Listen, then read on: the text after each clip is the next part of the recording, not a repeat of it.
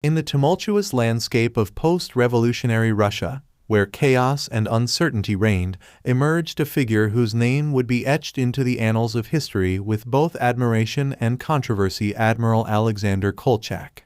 His ascent from a distinguished naval officer to the self-proclaimed supreme ruler of Russia during the Russian Civil War is a tale of ambition, patriotism, and the desperate struggle for power in a nation torn apart by revolution. Alexander Kolchak's early years were marked by dedication and service to the Russian Empire.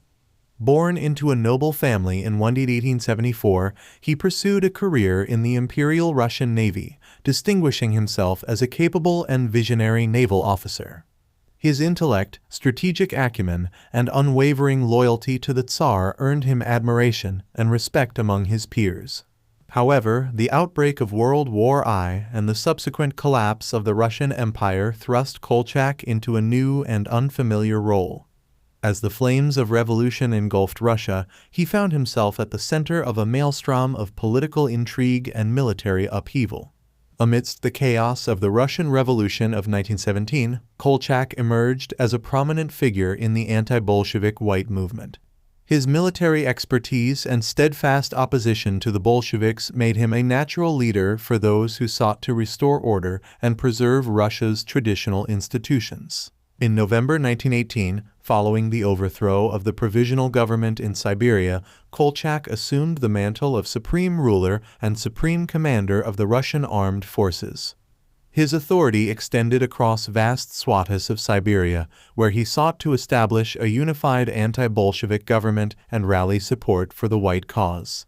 Kolchak's regime was characterized by authoritarian rule and a fierce determination to crush Bolshevik resistance.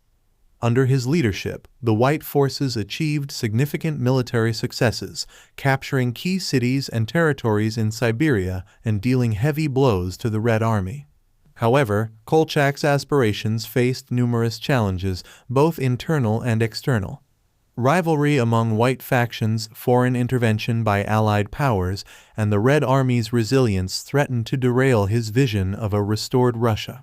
Moreover, Kolchak's authoritarian rule alienated many segments of the population, eroding support for the anti-Bolshevik cause. His reliance on repression to maintain control and his refusal to embrace political reform undermined his legitimacy in the eyes of both his allies and his adversaries. Despite initial optimism, Kolchak's fortunes began to wane as the Red Army launched counteroffensives and reclaimed lost territories. By early 1920, his regime was on the brink of collapse, and he was captured by Bolshevik forces while attempting to flee to Irkutsk. Kolchak's capture marked the beginning of the end for the White movement and the consolidation of Bolshevik power in Russia.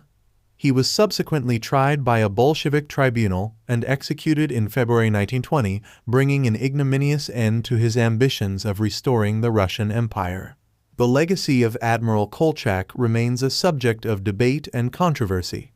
To some, he is remembered as a patriot and a valiant defender of Russia against the perceived threat of Bolshevism. To others, he is viewed as a reactionary figure whose authoritarian rule contributed to the suffering and chaos of the Civil War. Regardless of one's perspective, the rise of Admiral Kolchak and his brief tenure as supreme ruler of Russia offer a compelling glimpse into the tumultuous era of the Russian Civil War, a time of upheaval, uncertainty, and the desperate struggle for power in a nation torn apart by revolution.